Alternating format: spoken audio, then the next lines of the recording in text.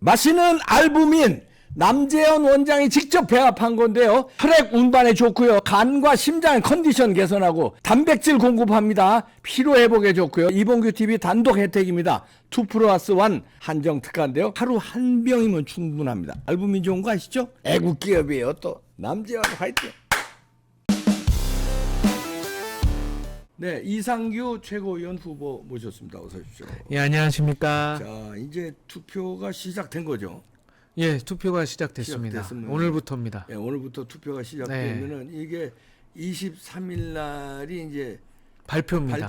전당대회. 투표는 22일까지입니까? 22일까지입니다. 22일까지. 오늘부터 4일간. 이제 모바일로 투표하는 거죠. 예, 맞습니다. 책임 당원들. 84만 명. 84만 명 책임 당원들. 네. 그다음에 이제 20%는 이제 여론조사. 여론조사입니다. 야, 진짜 살떨리시겠네. 아니 뭐 괜찮습니다. 그래도 목표로 한 것보다 더 많은 분들이 성원해 주셨고, 예, 우리 선생님 이봉규 선생님 같은 분들도 예, 저는 인정해 주셔서 감사합니다. 이제 여러 가지로 그 애국심과 네. 그 당을 아끼는 그 마음, 뭐 그걸 저는 뭐 높이 평가합니다. 감사합니다. 개인적이니까 여러분들도 잘 판단해 주시기 바라고요. 근데 지금 여론조사가 이제 뭐 추세라는 게 중요하잖아요. 예. 뭐 정확하지는 우리나라 여론조사는 저는 안 믿습니다. 왜냐하면 그 너무 엉터리야, 너무 졸속이야. 맞습니다. 너무. 그리고 여론조사가 엉터리라는 건 어디서 증명이 되냐면 같은 날 여론조사가 나옵니다. 몇 개가. 그런데 너무나 편차가 크다는. 이건 그렇네요. 이게 근데 미국 같은 경우 같은 날 미국은 여론조사 기관이 그렇게 많지도 않아요. 예. 그 큰 나라가 인구가 3억이나 되는데 그 큰 나라가 여론조사 기관이 많지도 않아요. 예. 근데 나오면은 비슷해요. 네. 편차가 나봐야 1% 이렇게 나는데 신뢰도가 대한민국은 있네요. 여론조사가 편차가 큰 거는 고사하고 어떤 데는 이 당이 이기는데 어떤 데는 이 당이 이겨. 어떤 데는 이 후보가 이기고 어떤 데는 이 후보가 이겨. 그러면 그따위 여론조사가 어딨어. 그럼 둘 중에 하나는 가짜라는데 이게 하루에 같은 날 나오는 게 너무 틀리니까 이건 믿지도 않는데 하나 중요한 건 추세잖아요. 네, 추세 중요합니다. 그 어떻게 지금 당대표부터 우선 얘기하면 추세가 어떻게 돌아가? 당대표 처음에는 진짜 한동훈 후보가 굉장히 높았어요. 네. 그리고 나경원 후보님도 시작을 할까 말까 고민을 하셨잖아요. 네. 그런 측면에서 예전에 뭐 나이 연대도 있었고 그런 것 때문에 좀 낮게 시작했다가 조금씩 올라가고 계시고요. 원희룡 후보님은 정말 늦게 시작하셨잖아요. 전전날 아마 그 결심을 하시고 그 같은 날 발표했죠. 세 분이. 그래서 원희룡 후보는 좀 급격하게 상승하는 분위기고요.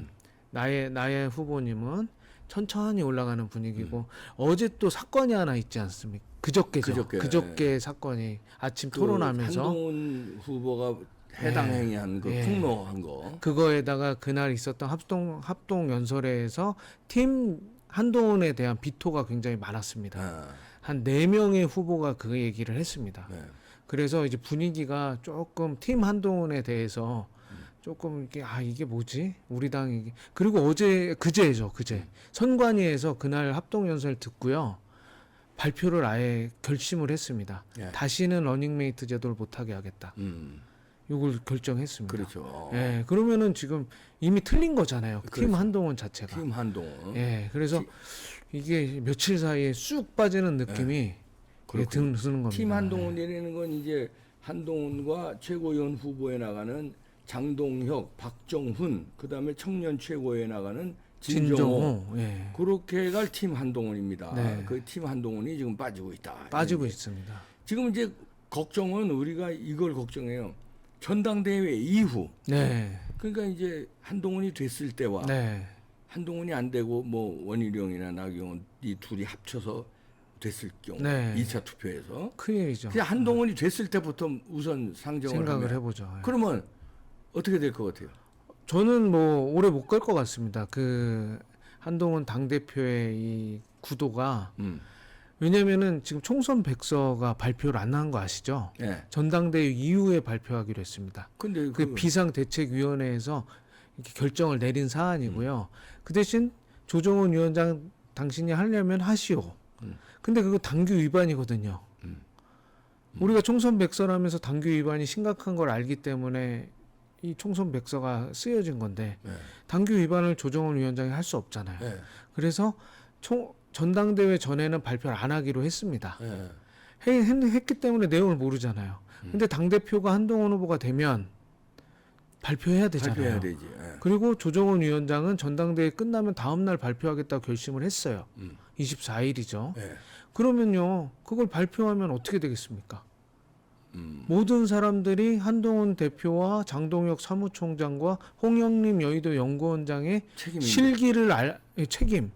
실패 이걸 알게 될 텐데 그럼 그 자리에 버틸 수 있을까요? 예를 들어서 51%로 당선이 되면 나머지 49%에 지지하지 않았던 지지자들이 있잖아요.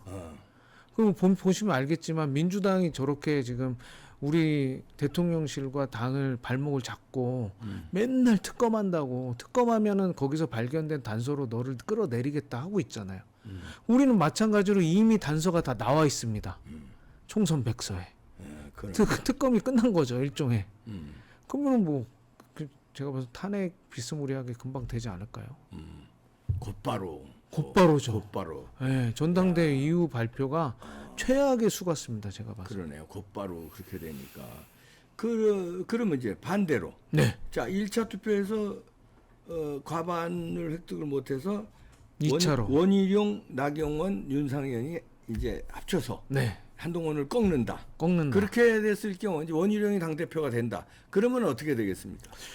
저는 뭐 그렇게 되면은 어쨌든 당정 관계가 다시 회복이 될 것이고 우리 당이 지금 김기현 대표님 그 이후로 비대위원회 되면서 굉장히 체계가 다 무너졌습니다. 네. 네, 당이란 게 제가 와서 보니까 당 대표 그 최고위원회 어떻게 되느냐에 따라 바로바로 바뀌거든요. 그렇죠. 그러면은 이게 그래도 연륜 있는 분들이 다시 들어오면 그 체계가 유지될 거 아닙니까? 네. 그래서 저는 빠른 시간 내에 우리 당이 정상 복구가 될 것 같고 저 같은 사람이 패기와 용기 그리고 제가 그래도 나름 기업도 많이 운영해보고 네. 경영을 가르치는 교수 아닙니까? 네. 그래서 저 같은 사람이 좀 도와드리면은 금방 체계를 잡을 수 있을 것 같습니다. 네. 그럼 뭐 돈이 없는 것도 아니고 건물이 없는 것도 아니고 그렇죠. 사람이 없는 것도 아니거든요. 노하우 있는 사람이 있고 그러면은 다 된 겁니다. 기업의 3요소 토지, 건물, 자본, 사람 네. 다 있는 거잖아요. 네. 우리 당은 제가 봐서는 잘만 하면 40%까지 지지율이 오르지 않을까. 국민들이 원하는 대통령실에서 내놓고 있는 정책들은 굉장히 좋습니다. 이번에 팀 코리아가 체코 원전 수십 조를 지금 벌어들였잖아요. 이게 시작이지 않습니까? 네. 네. 그렇지. 우리나라 원전 기술은 진짜 최고 선진국 아니잖아요. 예, 그러니까 선진국으로서 할 수 있는 일을 이제 시작한 겁니다. 할 수 있을 것이고 이미 그 러시아 전쟁으로 인해서 그 천연 자원에 대한 우리가 이 안 좋은 걸 알아버렸잖아요. 이제 원자력 잘 쓸 수 있는 원자력으로 가고 있는 게 전 세계 선진국들과 전 세계 나라들의 기조 아닙니까? 저는 우리나라의 발전 가능성이 너무 크다고 보고 그것뿐만 아니라 지금 국민들이 진짜 원하는 게 주가가 오르는 거잖아요. 주가가 오르려면 여기서 떼는 세금을 줄여드려야 되잖아요. 그렇죠. 금투세 폐지는 대통령실이 이미 작년에 약속한 거고요. 저희 선거 때 이 얘기 한마디도 안 했습니다. 네. 이 질 수밖에 없는 선거인 거죠. 그러네요. 이제서 겨우 금투세 폐지하겠다고 당에서 얘기했거든요. 원내에서. 그러면 금투세 폐지도 우리가 알리고 우리 당에서 많이 알리면 대통령실에서 좋은 정책 그냥 제가 보면 윤석열 정부는 국민들이 부자 되는 정책을 계속 가고 있거든요. 네. 그리고 이제 문제는 한동훈이 쏘아 올린 그 폭로 있잖아요. 폭로 그거 심각합니다. 그게 심각해서 아마 전당대회 끝나면 민주당이 그걸 가지고 물고 늘어질 텐데 그러면 사법 리스크가 이제는 한동훈의 원래 사법 리스크가 있었어요. 댓글 그 네, 공작 이미 있었죠. 있는 데다가 이번에는 이것까지 패스트트랙 그거 폭로한 거 네. 나경원에다 이거 뭐 풍지박살 나는 거 아니냐 뭐 이런 우려가 있었는데 그거 어떻게 생각하세요? 사법 리스크. 한동훈 특검 바로 시작하는 거죠. 한동훈 특검. 네, 한동훈 특검이 여러 가지 뭐 댓글, 뭐 자녀 지금, 의혹 이런 게 있었는데 거기 하나 더 붙이는 거죠. 근데 그거는 이제 나경원도 따라가는 거 아니에요? 그렇죠. 나경원도 골치 아파지는 거 아니에요? 그렇죠. 네. 나경원 의원뿐만 아니라 27명의 우리 진짜 소중한 그 당시에 진짜 목숨 걸고 싸우셨던 그 19대 때 의원들이 다 들어가는 겁니다. 이게. 그러니까. 예. 거기에 이제 청탁한 게 되는 거니까 이게 국정농단으로 쟤네들은 물고 놀 사실은 국정농단이 아니에요. 아니죠. 이게. 예. 그리고 그때 법무부 장관으로 있을 때 그걸 사실은 공소 취하할 수 있는 거 아니에요? 이거는. 있는 거죠. 그 전에는 그런 예가 많았어요. 맞습니다. 당연히 공소 취하했어야 되는데 안 하고 뭐 그걸 부탁했느니 이걸 오히려 폭로한 건데 지가 했어야 될 일을. 그러니까 일을 안 해요. 제가 봐서는.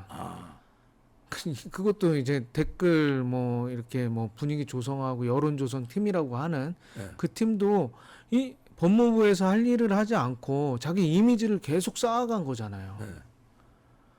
이거 보십시오. 비상대책위원장이 되면서 여의도 연구원에서 한 게 본인 이미지 조사를 했어요. 네. 아니 자기 선거도 안 나온 사람이 이미지 조사를 할 그러니까. 이유가 없잖아요. 네. 이미지 조사하고 당 이미지 조사하고 그럼 뭐 우리가 대통령실 때문에 우리가 졌다고 했는데 대통령실 이미지 조사는 안 했습니다 또. 이게 총선 백서 과정에서 발견한 거예요. 너무 이상하죠. 네. 저는 굉장히 무능력한 것 같아요. 그 무능력한 거네. 그러니까 경험이 없으니까 정치 경험이 없으니까. 너무 큰 역할을 맡은 거죠. 그러니까 무능력이 그러니까 사람이 원래 실력이 없어서 무능력한 게 아니라 아무리 날고기는 천재라도 그 일을 처음 해보면 어리버리해요. 네, 다. 맞습니다. 그거지 뭐 정치 안 해봤는데 당 대표를 해볼래니 이게 뭐 그것도 전국 선거를 총지휘하려니 맞습니다.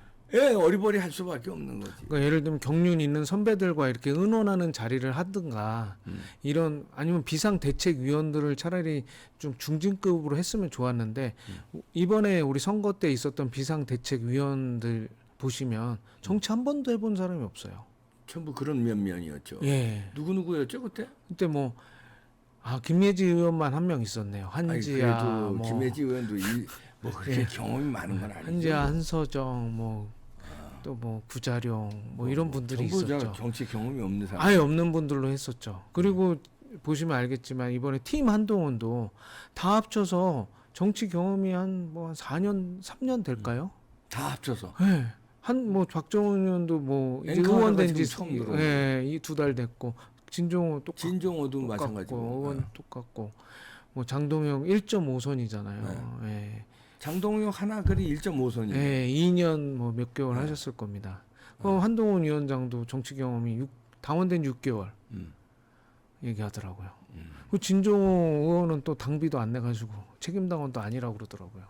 진종호 당비 안 냈어요? 당비 안 내서 책임당원이 아니라고 청년 최고 그 토론회에서 아니 책임당원도 아닌 사람이 어떻게 최고위원회에 그래서 나간다고 그래? 그것도 지금 약간 자격 논란이 있습니다. 그 문제가 있지. 네. 책임당원도 아닌데 어떻게 최고위원을 해요? 투표권도 없는 그 사람이. 얘기가 토론회에서 아주 심각하게 청년 최고 토론회에서. 그거 문제인데? 예. 그러니까 이게 너무 초보자들이 그러니까 좀 물어보가면서 하면 좋잖아요. 근데 이번도 그렇습니다. 팀 한동훈 하는 데서도 제가 봐서는 도대체 한동훈 후보한테 조언해 줄 사람이 한 명이라도 있는가? 없거든요. 그 캠프에 가보면은요, 소통이 안 된대요. 감히 한동훈님한테 얘기를 못 한다는 얘기를 제가 들었습니다. 지시만 내려오지. 근데 경험이 일천한 사람이 얘기도 안 듣고 지 독단적으로.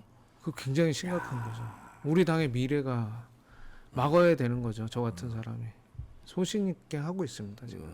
그러네요. 네. 야, 이제 결과가 이제 코앞에 나올 텐데 네. 이제 국힘당의 운명도 그렇지만 대한민국의 운명. 왜냐하면 어차피 집권 여당이잖아요. 네. 그리고 이재명의 저 사악한 당하고 싸울 유일한 당인데 네. 그 당이 그 꼴이니? 죄송합니다. 앞에 면전에다 대놓고 그 아니, 꼴이라고 지금 그래가지고. 현재는 그런 상황이니까요. 현실을 직시해야 되니까요. 네, 그 당이 그 꼴이니 네. 참 그러니까 지금 절체절명이에요, 대한민국이. 네.